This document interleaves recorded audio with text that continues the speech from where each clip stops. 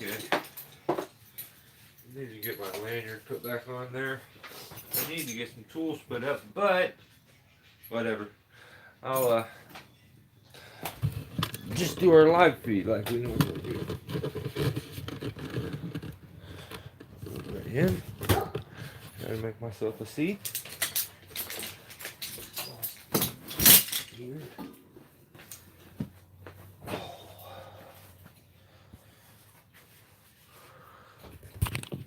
So what is up with everybody?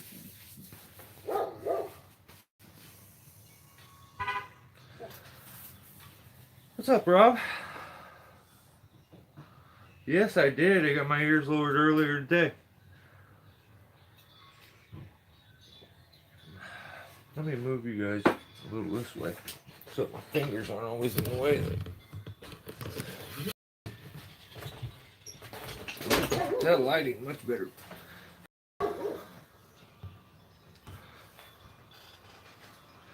You know what, Rob? I don't really have a topic. Normally I do. I just really didn't have anything. It's been kind of chaotic as far as the whole truck situation. My dog's driving me nuts right now. But I got my truck actually back already. My transfer case totally blew up, so I took it in. Took them a little while to find a transfer case to put on it, and so that took a little while, but then they fixed it in the first day, which was really cool. But then when I picked it up and I left. As I went to leave, my my truck just stopped working, like completely. The transmission stopped working. Then I was like, oh no, what is going on?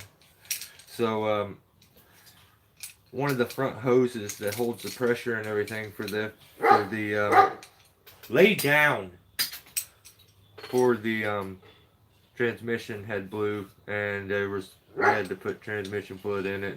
But I think I'm good now. Broke down on the side of the road, but you know, it is what it is. So basically, you guys can choose what we do. I don't really care. It's kind of up to you guys. I will do whatever you guys want to do tonight. We can talk about whatever. And maybe you guys give me a good enough topic, we can just get off into one and we'll blow a whole hour or so, and it'll be great. It'll be something that you want to talk about, because sometimes I feel like I just come up with a topic and nobody wants to hear it. So at the same time, I'm still trying to clean up the mess from all the videos that's been going, and the kind of the demonstration stuff ended up being a big mess around here. Okay, that light fixture is. Oh, you like that Michelob light? I got that a long time ago. I don't even know where I got it from, but I have that one, and I also have. Are you talking about this one? Lights up too. I'm gonna put a light behind this and then build a frame on it, with some like fresh cut wood, and then I think I'm gonna put it on the outside of my shed so that it turns on and it lights up. But yeah, and then it lights up. You know, the steel letters real big. But I also have an old stag mirror light up sign too.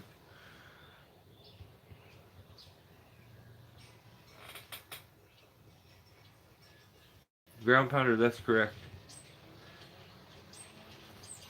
Yes, I got the truck fixed.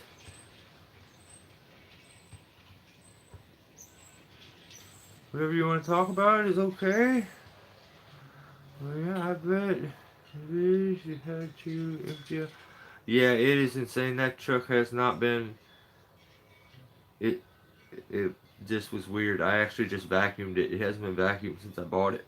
So yeah, it's been quite a while. It looks rough, but.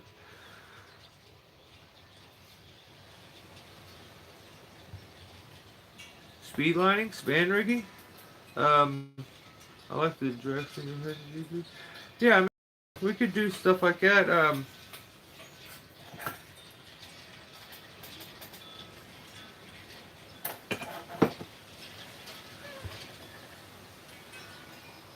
span rigging is a pretty good one.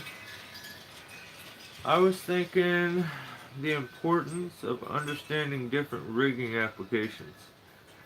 Yeah, that's kind of something we could discuss. Like, man, I don't have that other display, or maybe I do. Hang on, just a second. I think I may still have it out here.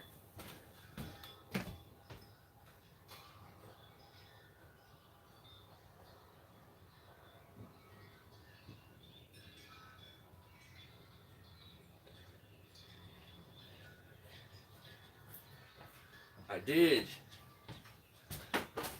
We can do a couple like demonstration things with this. This will work. Yeah. You guys, we gotta put you guys where we can be seen, and I can stand up too, which is good. I had to fix my roof. My roof is leaking real bad, and it's like I gotta put a metal roof on this shed, and it's just a headache. But so the thing I was gonna discuss. Let me get like a piece from right here.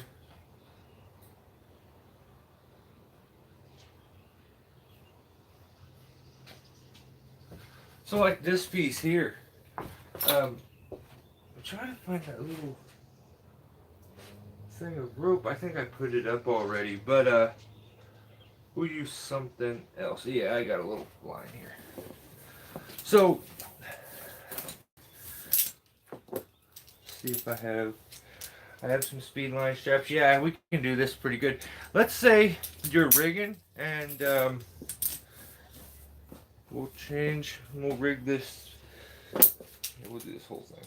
All right, let's do this. So, we're rigging from up here, and let's say we're rigging out of this natural crotch, but we're rigging out this tree right here. Okay, so we have the piece, and you're cutting stuff from here, and you're sending it over to this tree. But let's say it's dead. So where you would normally be able to just regular rig this chunk off, here's why span rigging becomes super important, and why like having double control becomes super important. Say you're messing with a dead tree. You can't just rig this off and have this come smash back into this, okay? So there's where, you know, your biggest problem. You know, there's gotta be a better spot I can stand. Sorry guys. After I get it set, we'll be good. Yeah, this looks better. Okay.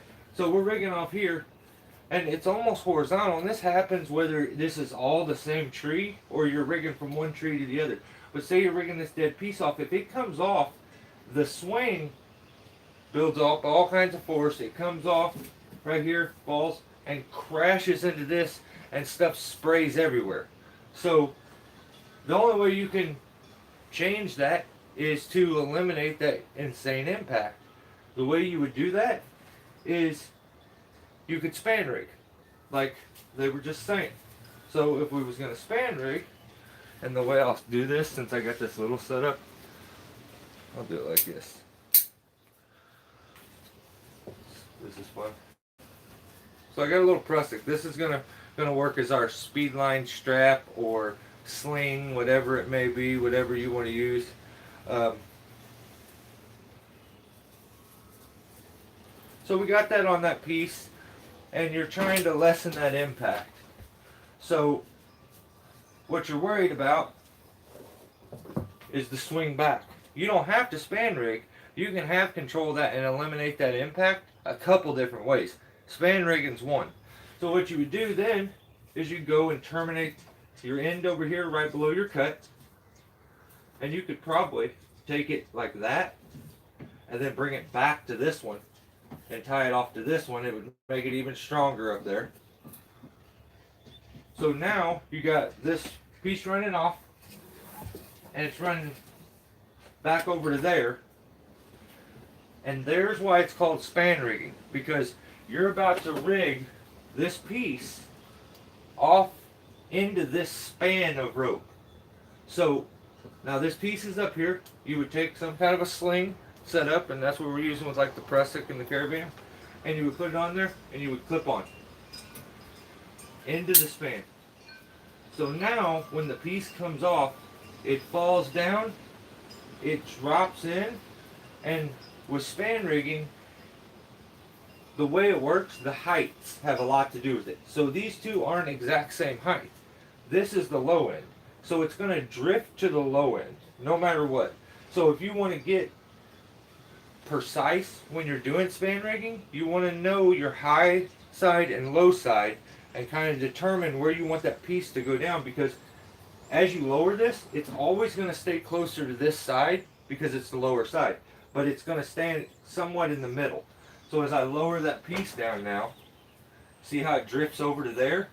And it wants to stay over there for the most part, but now it's, you know, it's way down.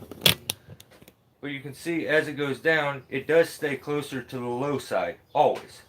So, lift it back up, it drifts over here, and gets more to the center because it's pulling instead of letting gravity do the work. So gravity's like letting it go more over this way because of the low side.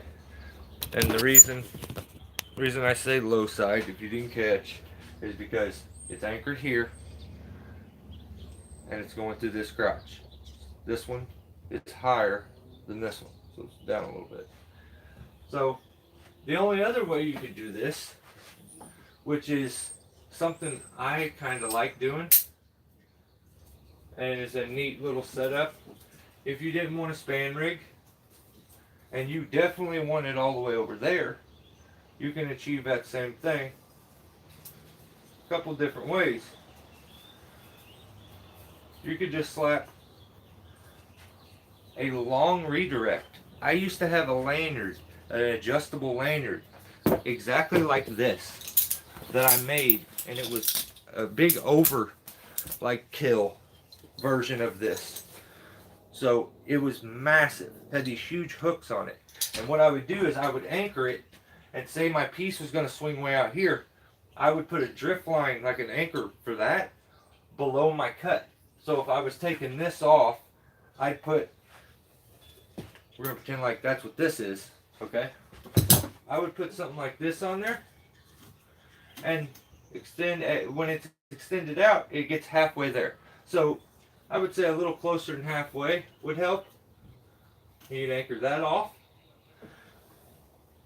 Then you would take your piece and you'd clip it up, get it ready to cut, to drift over. And while it's doing that, right before you make your cut, you're going to want to go ahead and clip this in. So then,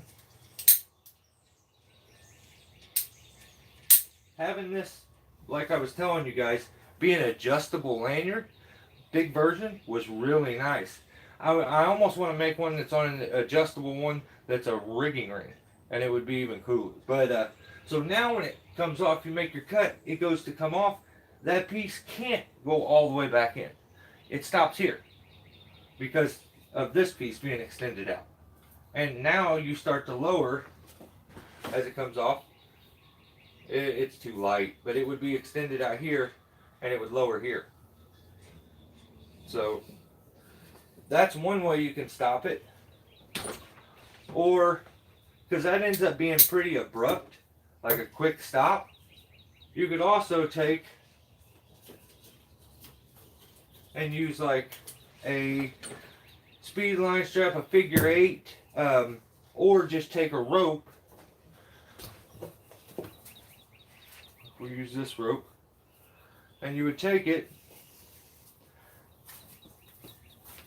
and I use this technique sometimes, and I would take and wrap it around like once, twice, probably maybe 3 times, depending on how big the piece was.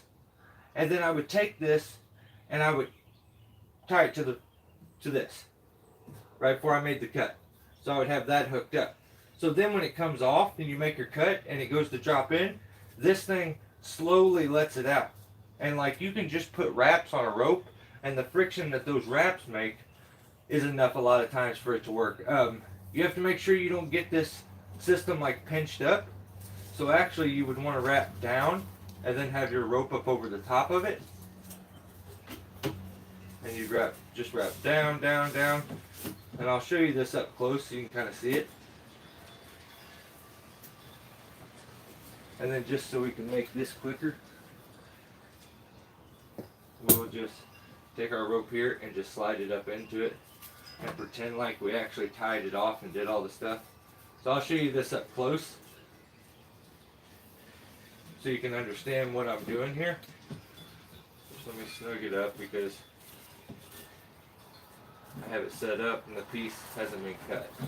Okay, so what I would do is I'd make, you know, 2 or 3 wraps right here with a rope right below it. Okay? And the wraps go down. So this piece, as it went to come off, it would be up here. Get rid of all that tail so it's not so confusing looking. As that piece goes to come off, it drops down, hits here, okay? And when it's there, this starts to let it out, okay? Little by little.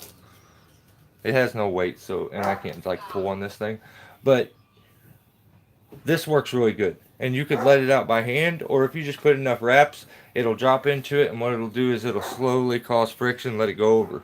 You could do that same thing by hooking up like a figure 8 right here, right below it. And it would drop in with another rope, and the figure 8 would cause enough friction to let that slide out over to this one without crashing into it real crazy. So that's where that situation's like really when the safe block becomes like a perfect tool. You put it right below it and you use them 3 holes depending on how much friction you want, and you don't have to have anybody even man it. It'll just cause enough friction to let that piece over to there. And then I like to use like a shorter rope. That way I can just pull the rope out and they can use it for a tagline then. And then so I would take it, do my wraps around the tree right below my cut, a bunch of wraps so that when it dropped into it, those wraps would, when they would start to spin, and let that thing out slow. So I'm sure there's probably a billion different ways to do that, but another way that I've used that aerial friction brick, and then a lot of times a figure 8. I've used a figure 8 for that a lot, and it works really good because it's not primary rigging. The real weight and impact is being held with your rigging point. It's more of a relief system that like takes a little bit of the load and a bit of the shock load away. So I am way behind on comments, so first I'm going to apologize. James said he's loving Gap. Oh dude, that is awesome. Cool. I haven't heard from him in a while, so yeah, I'm going to jump ahead on comments because I don't want to be really far behind. I apologize. And if you have a different topic or a different question, please ask it again because I'm way behind. I'm going to start with Climber Clint's that says, yo everybody. What's up, Clint? I see Billy's here. What's up, Billy? Okay, we finally broke 50 today. First time since October. Yeah, it's hot here. I was no shirt, just kind of hanging out, cleaning, vacuuming my truck. Got the AC on because the dog gets all hot, all that hair. But yeah, it's like 80 here, I think. Kind of crazy. But I think it's getting ready to storm like crazy. So, any questions about that? Any like different ideas? Maybe different displays on climbing stuff. Barely 40s here. Damn, what's up, John? What's up, buddy? Have you got your axe yet? So, yeah. Other than that, I got not a whole lot to do except for kind of getting stuff together. So I've got stuff strewed out everywhere right now. I shouldn't. Place is a mess. Okay. Now here come the comments. Oh, Billy, I'm not. It's looking good. What's up, Dan? I like the wraps for the slow drop. Yeah, James, it works really good. Especially when you start to get on those horizontal limbs that you're doing, where they get horizontal this way. You don't have that fall into it where it pinches the rope, so you don't have to have so much forethought put into it. You can, when you get on those long limb walks that you want to go back, wrapping on those ends up being so much easier. But yeah, a figure eight actually works really, really good though, and it's a real clean, quick setup, which I like.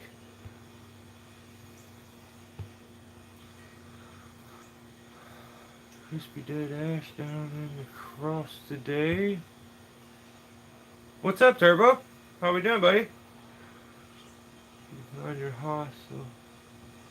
Yeah, you're right. I just now looked down there and seen that right before you said. That's crazy you just said that, because I just looked down there and I cannot believe, like, I'm so stoked to rope walk again, because my other setup was nice, but it was like I was always having to take apart the gree setup to get that out, and like this was the perfect height, and I don't know, it was just so nice to have.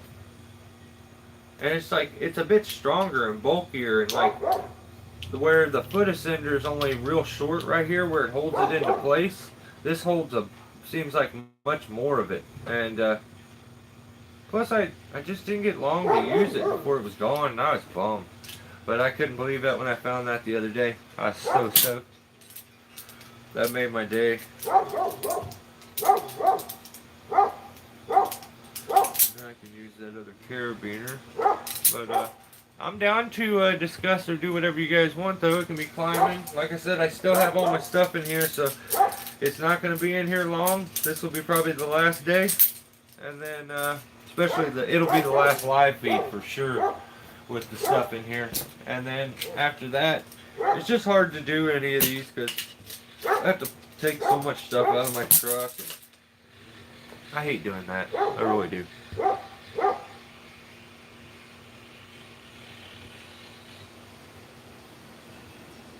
I used the crap out of the safe block, and for the purpose you said to, just did a vid on it. Oh, that's awesome. Yeah, dude, I'm telling you, it's so perfect for it. It's like it was designed for that. So, yeah, I'm with you there, man. I think that thing was meant for that, and it works so perfect too. So, use this thing. Clean my, have my lanyard all clean looking and on there. Oh, so pretty. Supposed to use that new lanyard from Gap. That thing glows, man. You can see the difference. That's the same one. He seen what I had, and that's why he sent me that. I said, dang, you sent me the same one I got. That's awesome. Because that's the one I like. He's like, yeah, I know. That's what I seen on the video, so that's what I sent you. I was like, oh, shoot. Okay, cool. Huh. That's awesome. But, hey, one of these things, an oversized or an old lanyard, these work so good for what I was saying. When you're way out on a limb and you're having to cut the tip off and you don't have a ton of clearance, or you don't want it to take too gnarly of a swing out and back and this and that, one of these, because you can extend that out to be as long as you need. I mean, you end up getting, I don't know how many feet out of that. So I have a big oversized one of these, and it goes to like 30 foot or something, and it has these big huge clips on it. I did a video a long time ago where I was working up over the top of a natural gas company, like a fill-up station, and over those big gas tanks, taking this gnarly big tree out. And yeah, I used it in that video. But at the time, I was just making like music videos. I didn't explain what I was doing, like why I did what I did and stuff. But definitely different style of videos now. I at least. No, I don't think you can get away with just doing music videos anymore. It just doesn't get the views, which is kind of a bummer because I do enjoy a good just straight music video sometimes. Oh, and I'm digging my shirt, so figured I'd rock it. I let it die down because of the wind. Oh, you finally made it to live again. No, dude, you're good. Can't complain. I got my truck back. Everybody's pretty healthy. I mean, yeah. As of now, that I know of, things is pretty good. I can't complain. I mean, spent a lot of money trying to get my truck going, but you know that just is what it is. It's one of the hardest things I've ever felt like I dealt with. Like not having a truck, that was a trip. I didn't think. I'm like, oh, it's not that big of a deal. It ain't like I go places all the time. The second my truck left, I wanted to go places. Like I just wanted to leave. I had a billion things I needed to do, which is crazy, but you're gonna be set on the oil for a year, maybe that's. I know that's what I'm saying, dude. Actually, what I was talking to my wife, and I think what I'm gonna do because I don't mix 5 gallon worth. I only mix a gallon at a time because in my truck stuff will get knocked over or set in there by some ding dong and put the gas can sideways. So I don't want to lose 5 gallons worth. So and it's hard to pick up 5 gallons worth and put. So I do a gallon at a time. I think I'm just gonna keep one of my little containers and mark on it where it needs to be filled each time and fill the little container and do that. So I can do a single gallon each time. And I'll just always mix rich because I always do anyway. I do like 0.9 gallon to 1 gallon mix. But dude, yeah, if you guys didn't catch that the other day, Ground Pounder hooked me up with mix, and I'm stoked. I'd showcase it again, you know. Another subject, ropes. What do you use? Why and when? Well, I mean, usually, if I'm doing any major rigging, I'm using at least a 9/16 bull rope. If I'm doing any major rigging, you know, maybe a 5/8. Those are, you know, pretty close. But that's usually what I stick with. I may double up if it's anything bigger than that, and I'm worried. Um, but usually, if I'm doing that, I'm going through rings, and I don't much like using a bull rope with natural crotch rigging. I like a 12 strand for doing that. So I'll use like if I'm doing any natural crotch rigging, I got a 1/2 inch. I think it's Samson or maybe New England. Um, 12 strand rope, and it's real nice. So if I'm doing like natural crotch rigging, it's a real stiffer, stronger rope. Um, doesn't snag and like tear so easy. Just a different style of rope. I mean, 12 strand compared to a bull rope. So if I'm doing any major rigging though, I'm always using a bull rope. I try.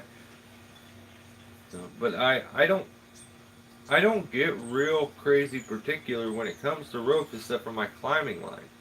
Um, I use my bull ropes for rigging, and if it's natural crotch stuff, I'll use like I said the 20 or the 12 strand, 1/2 inch, um, and that's basically it for me. I really kind of stick in the same realm when it comes to climb line too, 11/7s, 1/2 inches. Yeah. Yeah, I'm not the. When it comes to ropes, I see these guys that put out these videos of like explaining rope and this and like, that's not definitely not my realm. I wish, I understood it maybe a little more. It would probably help me, but yeah, I don't. I use a rope, and I kind of determine how it went. Like, if I'm using a rope for a tagline, I want a very light rope. If I'm trying to throw it up in the top and use it for a tagline, like I want a light rope. I got like a, three sixteenths or 3/8. Maybe it's 3/8. Yeah, 10x, like 200 foot a bit, and I'll use that for a tagline a lot of times. It's got a real nice aluminum clip to it, so. But I wouldn't use that thing rigging because it's just depending on the rope. I'm thinking, what am I gonna do to it? Am I gonna run it through a crotch? It's gonna get ripped apart and like all that friction just tearing and shredding on it.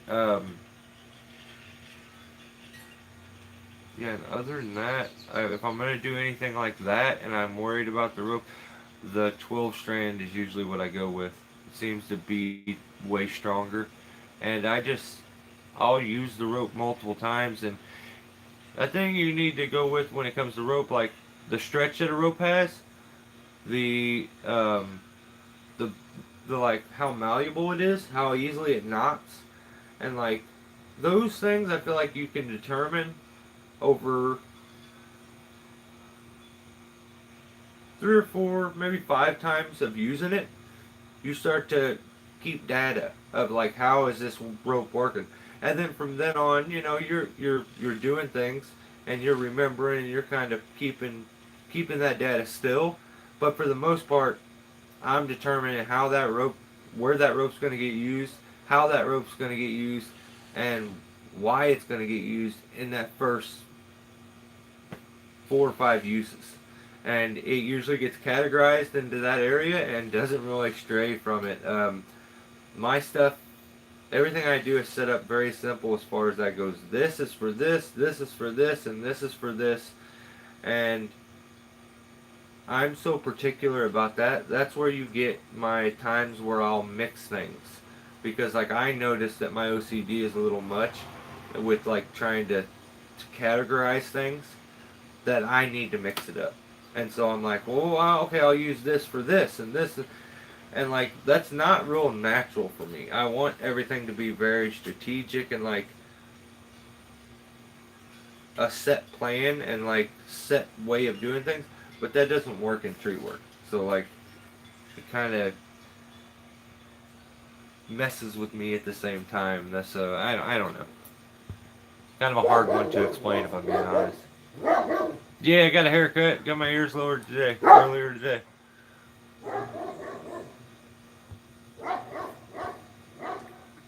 What's that probably for? Dang! You guys got all kinds of? Sweet.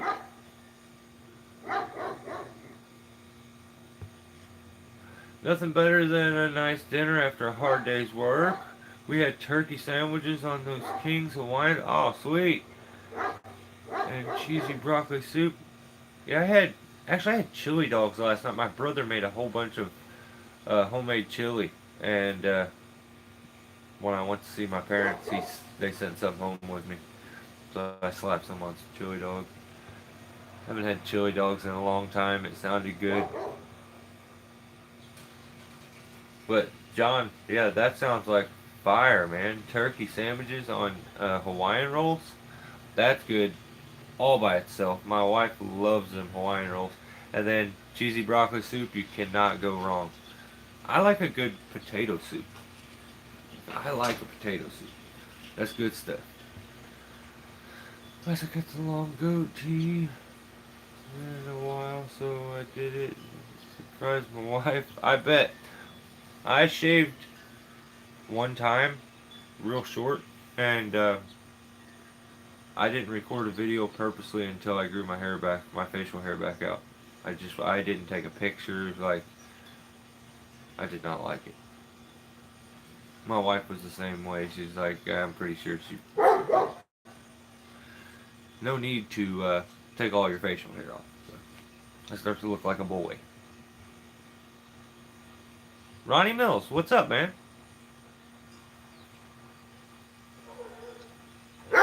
What's my climb gear looking like? Ronnie, what do you mean? Do you mean my?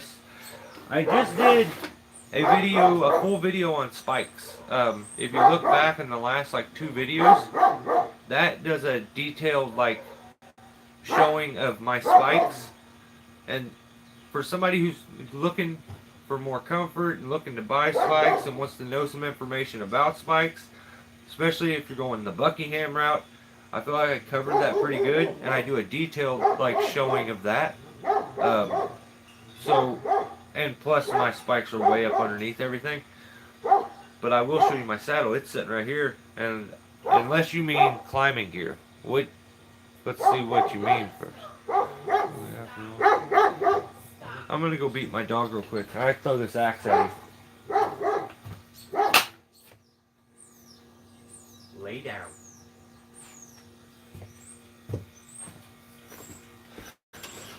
It's funny, it drives my wife crazy. She sit there and tell him to shut up 15 times. He will not listen until I say something. And then as soon as I go back in and get away from him, he gets to run his mouth again. Lay down now.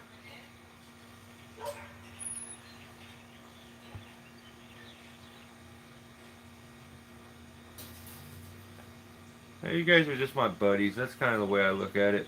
So these live feeds are just us hanging out. Like I would miss it now because it's like our hangout time.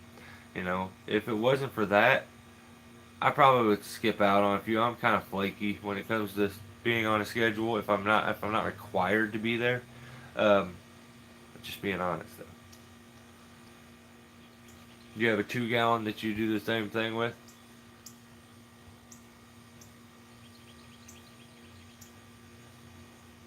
Yeah, he's driving me nuts.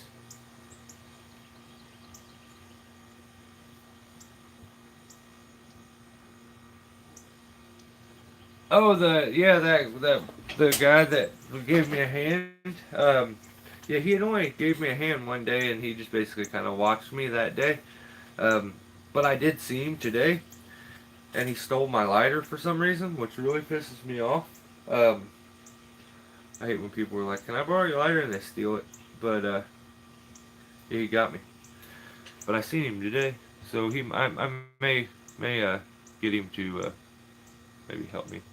We'll see. Will, what's up, buddy? Oh, no problem, Ronnie. I'll show you my saddle though, bud. I know the answers to these subjects. I just trying to help you out. Okay, I know, Ground Pounder. I appreciate it too because it's like I don't know. I don't want to just say the same stuff over and over and over. Why would you even do these live feeds if that's what I'm doing?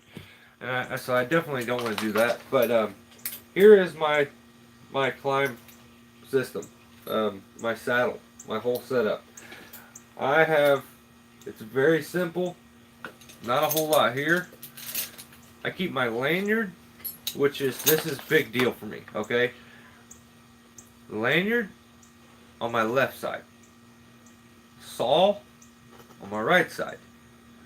And I don't, because if you run your saw and your lanyard on the same side, your chain is plucking your lanyard all the time and getting stuck. Things are getting all wrapped up, wound up. So always. It took me a little bit to become real familiar with my left hand and adjusting things with my left hand and being precise, but it's very simple. So I'm very particular about that. I will not use my lanyard on the same side as my saw. I do not like my saw being on the left side. Like I've tried, and it just nope. So lanyard on the left side, saw on right side. I like to run my saw lanyard at the end of it. I like to run a delta, which I hang my saw up on my my ring. And what I did is I busted the gate off of this ring. I busted the gate off that ring, and then kind of they work perfect. So you hang your saw up like that. And this thing allows you to have a little extra play, a little more space. So if I don't hit the ring on the saw every time, I at least hit that, and it hooks on. So other than that, on the other side, I leave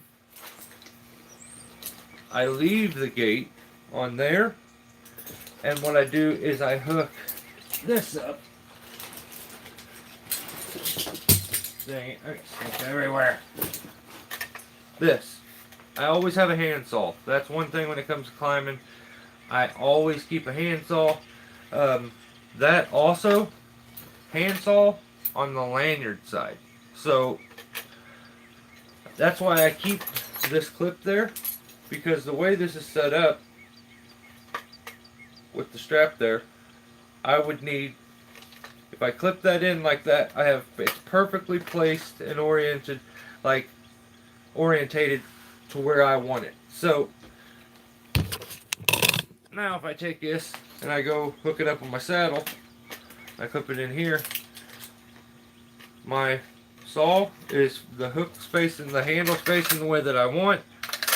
It's back far enough away from the lanyard, that way it's not getting completely covered up, and it's in a good easy position to get to.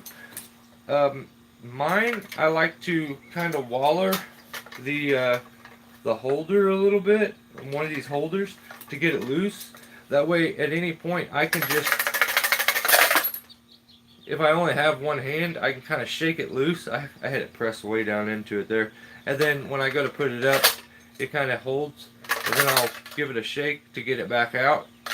It helps to have that, sometimes you get in a tight spot, you reach over, grab your, and you're able to shake it out of there. But it does, I've never had it fall out though.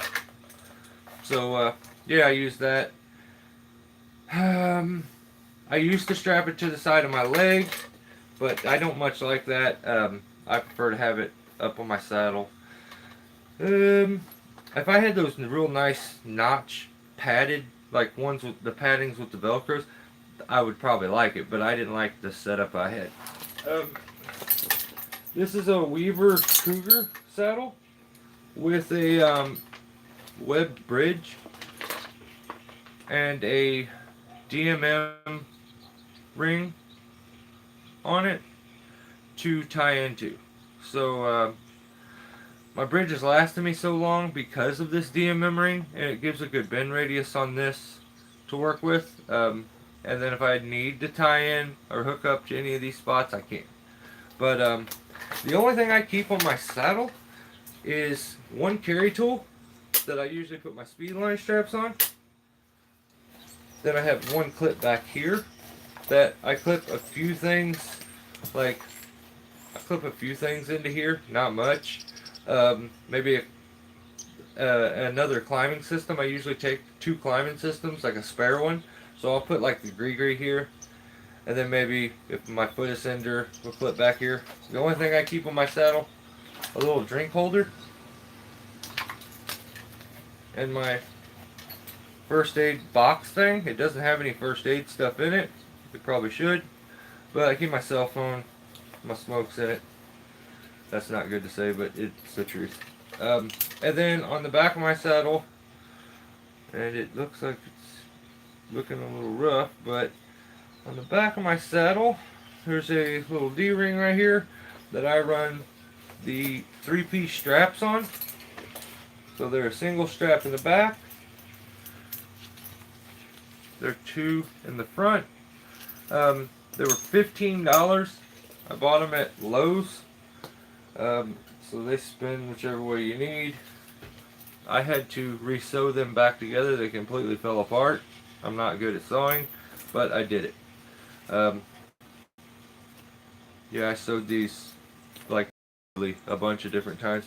But with this saddle, it's kind of nice. It has a nice setup for this. If you look up here, right up at the front, there's these little rings. So the 3-strap ones work real good. This one broke. That's the problem with these. If you look there, it's gapped out right now, like there's space in between there, and it's not supposed to be. These bend, they're cast, and they break. So what I'll end up doing is after that breaks, it'll look like this one, where I just clip a carabiner into it and then clip it on. So actually, I do want to probably switch this carabiner out. Something a little less overkill and not so heavy. We'll switch it to that until I get a chance to switch it to something else. Actually, I'll keep it on there.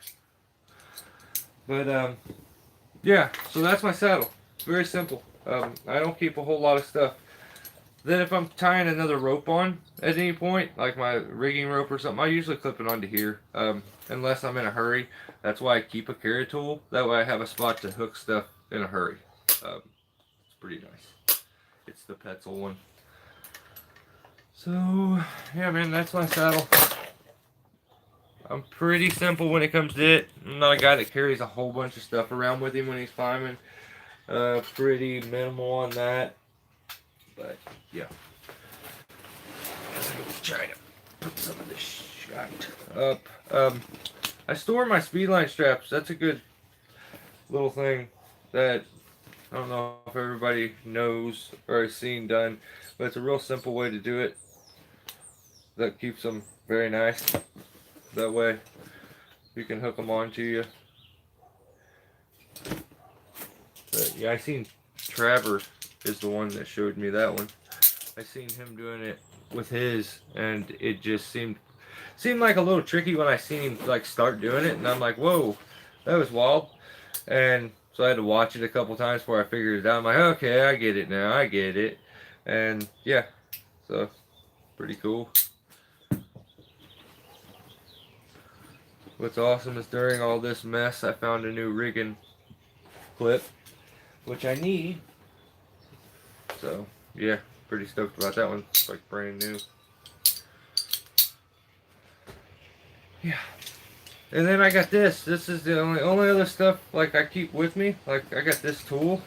Look at my guy Greg made for me. He sent to me where I can hook it on my saddle. So that's another piece that you can take with you on your saddle. Sometimes I do. But usually I keep it here on my bag. That way it's easy to get to. And then I got this other real cool tool that I got from my guy DQ. That thing's like, I don't know, 20 foot it seems like or more. It extends out, telescopic. So now I'm gonna jump ahead on comments. So I hope nobody's getting mad if I skip their comment on accident, but I'm gonna jump over a few of the comments and get towards the end. So if you had something that you wanted to say or that I missed, just say it again so I can read it. So I'm gonna jump ahead. Wow, there's a bunch of comments. I'm so sorry. I get to ram one sometimes, and yeah, that happens. Did you hurt it in hands yet? Did you get it in hands yet?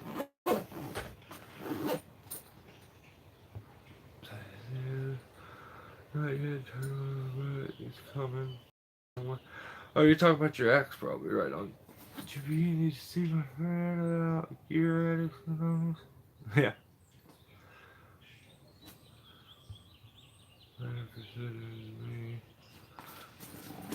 No, you're good, man. No, I hate when like you go to a live feed and you're like trying to talk to somebody and interact. And I know how that feels to be like, yo, is he like purposely skipping over my comments? Does he like not want to answer me, or am I just asking the worst questions and stuff? Because I get that sometimes when I'm watching videos and I'll leave a comment and I'm like, maybe they read it and if I sounded like a jerk or something. Because they definitely didn't respond. But I kind of like to randomly just pick a YouTuber who does tree work every once in a while and like get on their channel. And not ones that I'm subscribed to, just random ones. And I'll get on and leave a comment. Kind of stoke gets, because I remember having like August and a few guys comment on mine when I was first starting. Like made my day. I was like, holy smokes, that is so cool. And it's really not much, but and the more I think about it now, but at the time it meant a lot for some reason, so kind of stoked that they ever did that. So I try to remember that and try to do it back, and pay it forward. You know what they say. So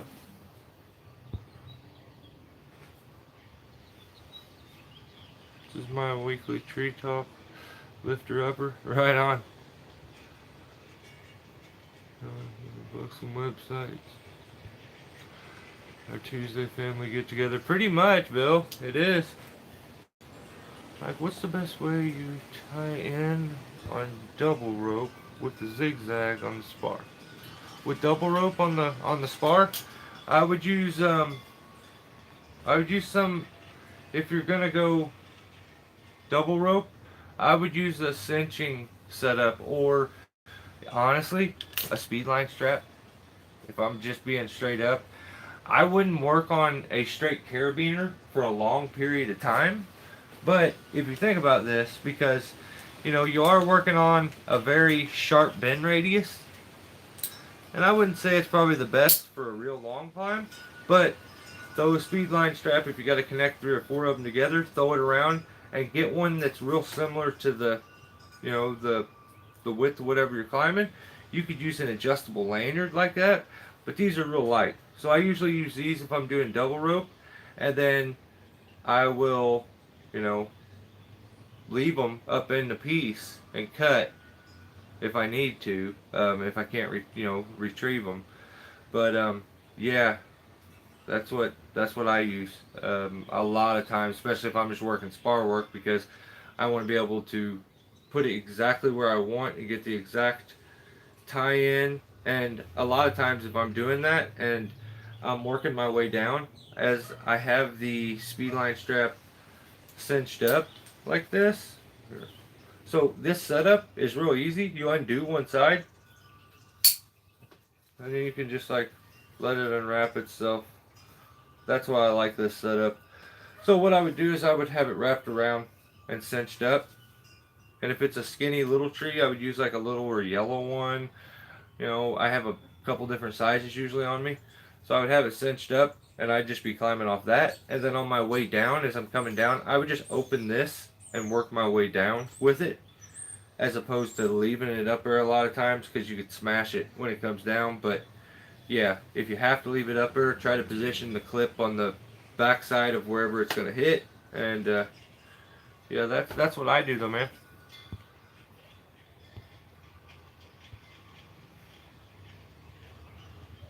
I've been waiting for GP roast. Indeed.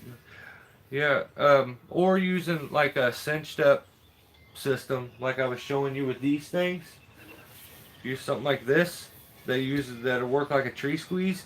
You take a prusik, put it there, and then you run the prusik through this, and what it does is you can make it adjustable. So this thing's like cinching down on whatever you need, and climb off of it that way. But I mean, you could use a setup like this and tie a loop in the end if you needed. Like if you wanted to, you could take this, go hook it around a tree, okay? Go around, flip it off, wherever you needed it, and then right below it,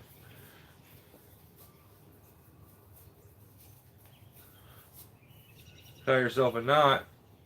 And so now you're climbing off your knot right below the cinched up part, and clip a beaner in there, and then you're able to climb off of it. So just a simple rope, man, will get a lot of things done and is very effective and has 50 different uses.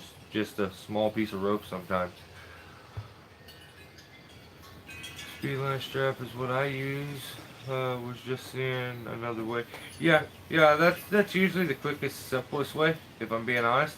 Or this setup, like I said, the prusik is a real good one.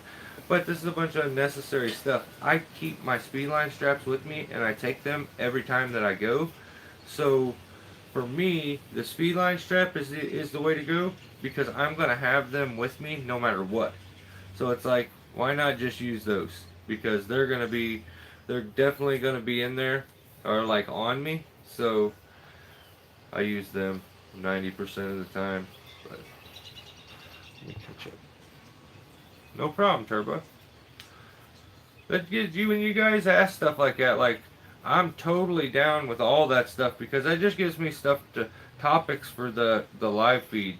So like don't ever feel bad if you got a question. That's a good thing. That just gives us something to talk about. And sometimes I need topics. So especially on these live feeds. I have not been feeling the most creative when it comes to the other ones. My normal videos. That's the reason there hasn't really been one out in a while.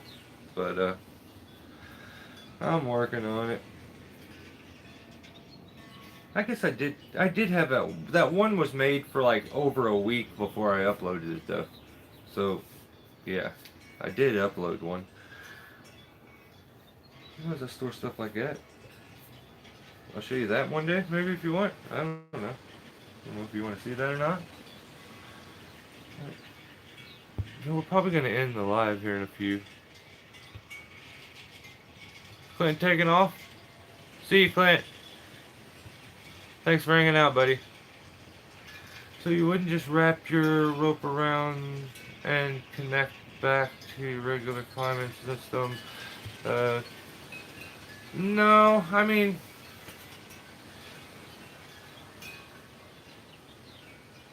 it depends.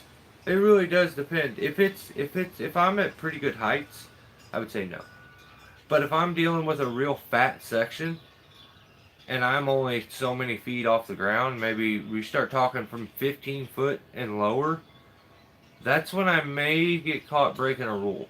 And I'll throw my rope around and go SRT straight with just the zigzag.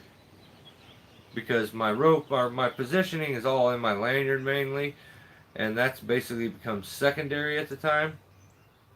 But it becomes to where it's more adjustable and easily like put on there and almost safer if you was to slip. Throw your rope around, you go double, that could just slide down. So if you slipped and your lanyard went down, that would definitely go down. At least the zigzag would at least catch single line. But yeah, I'm guilty of it. I mean, when I'm working a spar DRT, I use a dual friction saver. Yeah, yeah. Or like he's saying, yeah, use a friction saver or some sort of a tree squeeze. Like I should probably use them more often. But I bought a Buckingham, like one of those big bulky, um, they are bigger and bulkier. They're friction savers that they make. They're like those rope ones, like flat rope. But I really used it. What happened is like after I invested in all that stuff, because I was like I didn't know about um, like I started hearing that like you could burn a tree up with a moving rope system going DRT and natural crotch and like I'm like oh no, so then I needed some way to be able to climb and access the tree without burning the crotch with my rope. And so I'm like, okay, friction saver. But then when I got a friction saver, then I'm like, whoa, SRT. And yeah, it was just everything kind of changed from there. Generally, I use a running bowline around the spar and run the uni to SRT configuration. That's what's nice about that uni, being able to switch back from SRT to DRT. It's gotta be very, very, very nice. You can do the same thing with the zigzag and just clip right in. Just keep a wrench on you. So if you had to do that, you just keep a wrench on the back of you and clip in with it. So tell you what I'm gonna do right now is I am gonna show you. I'm gonna catch up on comments real quick first. James leaving? Hit you on that. Right on, James. Thanks for hanging out, buddy. I appreciate it. I don't trust just the beaners. Yeah, I have like these are rigging beaners a lot of times, big metal rigging beaners, and yeah, I would definitely trust these. But yeah, I understand certain beaners like, yeah. not not my style. Like I have a little micro pulley. I think I already put it up, but I was gonna show you it. That I like how it works because like it hooks up, and you can clip it in, and then put the this thing over the top of the micro pulley, and the micro pulley's in here, and it like protects it and gives you an extra secondary false, like a protection in case the micro pulley was to give. But I understand though not trusting just the beaner. But like I'm saying, when you're doing that spar work, you're not going to be up there just climbing around, moving and positioning a lot of times. That is for emergency. If it was to happen, my lanyard comes off and shoom, I come down very quick on that carabiner. So I trust it for that short setup.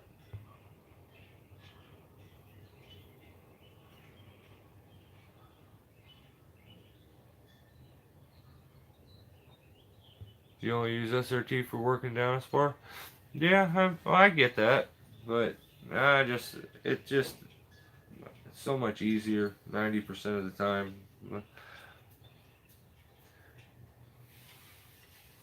So we got 7 people. There were 7 thumbs up. We've had quite a few and they've left, but and then we'll descend from it went down to low enough. 98% of the time, plant gets far, and then I go up there. You ever see a 240 pound square? When you clinch the zigzag to the spar and then back to your saddle, it's almost like SRT. Yeah, pretty much. Like using it in like a lanyard form, pretty much. So I mean, why not take it and throw it around and use the other end of the clip instead of going around from here to here? If you're gonna do that, why not just go SRT to your middle clips and cinch it up around it with your other carabiner, and then get real good and snug. That way you have a spot, and if you was to need to, I would probably trust that for about 10 to 15 foot. I would be worried about it slipping, but I would be looking to get down very quick, and so slipping wouldn't be a major concern if an emergency happens. But yeah, I'm definitely not saying do that though. I'm saying I have been guilty of doing that, but don't recommend it. It's not use use a beaner like a strap and a beaner, or use a friction saver or that system I showed you. That's the safest. That's probably the best.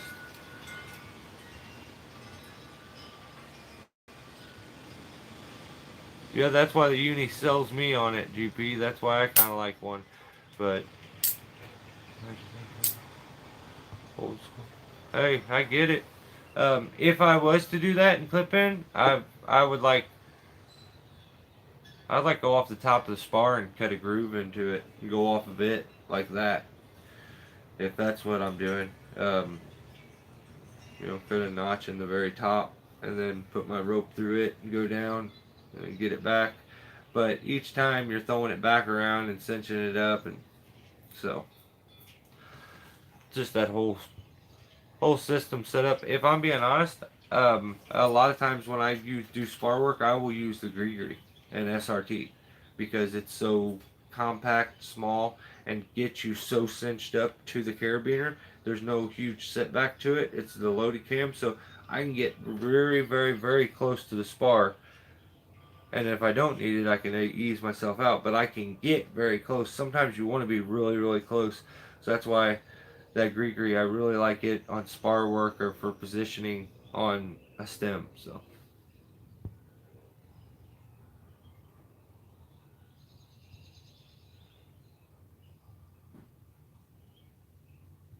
no, GP, you get her done. New with the zigzag, only been 1 year on it.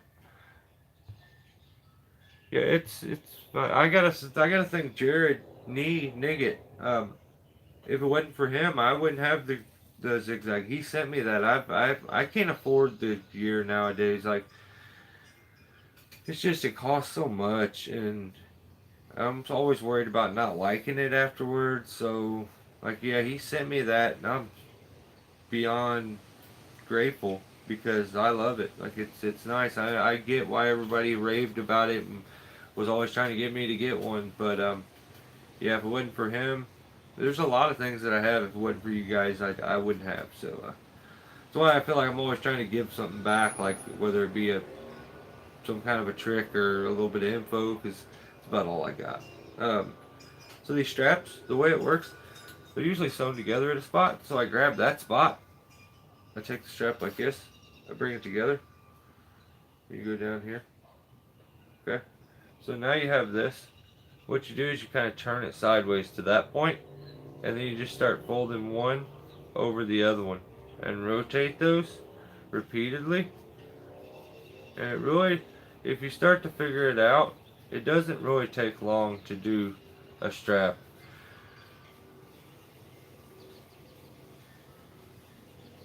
Now I'm trying to go fast and it's like becoming ridiculous.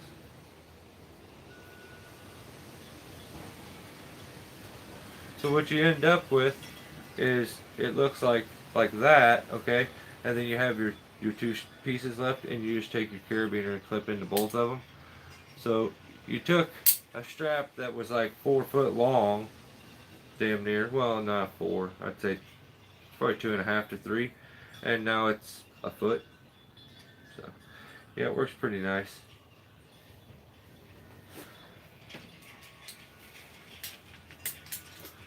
So I'm gonna catch up on comments, guys. I'm probably gonna end this one. I appreciate it, but I'm pretty beat, pretty hungry. I think I'm gonna try to go get something to eat. And yeah, I just couldn't miss the live feed. Definitely had to do it. Get in here with you guys. And I'll, I was really working on the new video, so I will have that up to you guys pretty soon. Shouldn't take me real long. If I do some solo rigging, you could see that on the short I put out a little bit. I do a bunch more of that. I have some mishaps with it, and so I get stuck in some spots, and you kind of get to see how I react when things mess up. Usually I throw a hissy fit, and I'd probably do the same thing in this. So.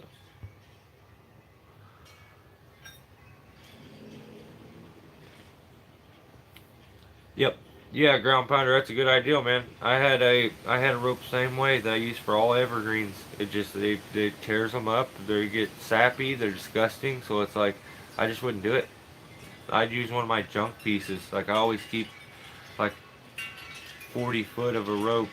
That's the thing that you're not gonna really notice. But in this video, in the last video that I put up where Mike's helping me, and in the next one, I am using two smaller ropes. I don't really know why I ended up using these.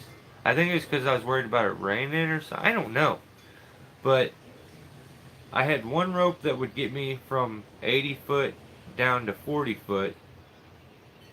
Maybe down a little further, maybe to 30. But then I would tie into the gree to go down the rest of the way. So, yeah, I have a couple different little short rope setups and they get used all the time. Definitely don't throw them old ropes away.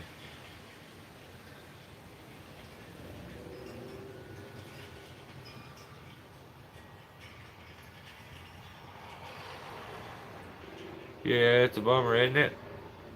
Stuff sucks. I'm not a pine fan. That's like I see guys that really enjoy those. I'm not an evergreen guy. Like that's not I don't like them. If I stick to the softwoods, hardwoods, and stuff. I don't I'm good without the evergreens, conifers and stuff. So. I was always taut line hitch, loving the zigzag. Turned me on to it. Oh, right on. That's cool, Turbo. Yeah, it's nice, man. It really is, and it's just really similar to working that taut line hitch. It's familiar enough to make you to give you a bit of comfort and to understand. It's not as elaborate as some of these other devices that like you have a handle that you use or like a different pressure point to push and different click ins and you know 5 pins that go all kinds of stuff. But the simplicity of the zigzag and its similarities to just the old taut line hitch or the micro pulley with a prusik is I feel like that's where everybody relates to it and that's why it's so popular. They relate to it and it's effective. It works good. It does what it's supposed to do. So Billy, you too, buddy. Thanks for hanging out. Well, take care, everybody. Appreciate you. Right on, Ground Pounders. Thanks for hanging out, buddy. I appreciate you. You always keep these live feeds like lively and upbeat, and I appreciate the hell out of it. You have to do solo. Jill appreciates the video. Oh, no problem. Well, thanks, love, love.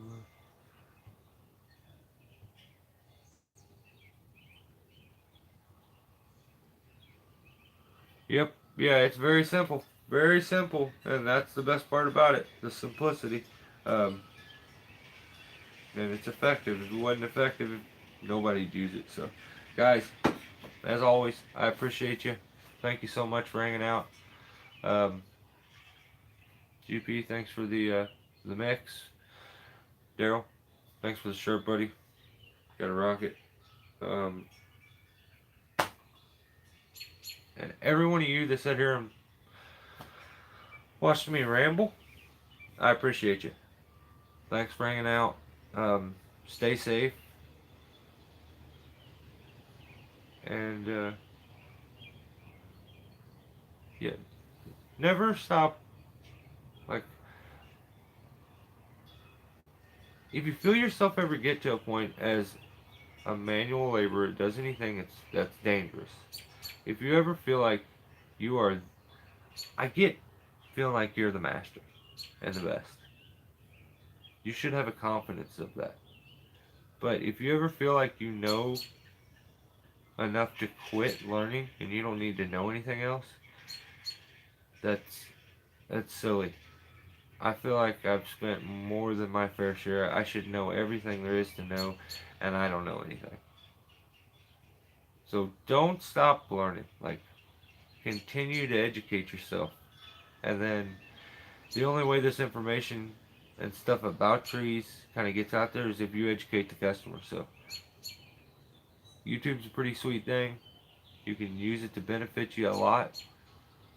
Kind of put you in touch with some good people. So maybe start a YouTube channel, but use YouTube to your benefit. Practice, practice, practice, and don't stop learning. So thanks for hanging out. I appreciate you guys. I will catch you next time. This time, next week, every week, on Tuesday. I don't even know what number this is. Probably like 57 or 8 or 9. I don't know. Episode 69 is coming though. Oh, that was weird. Shouldn't have said that. Yeah, I don't know. See ya. Now I feel awkward.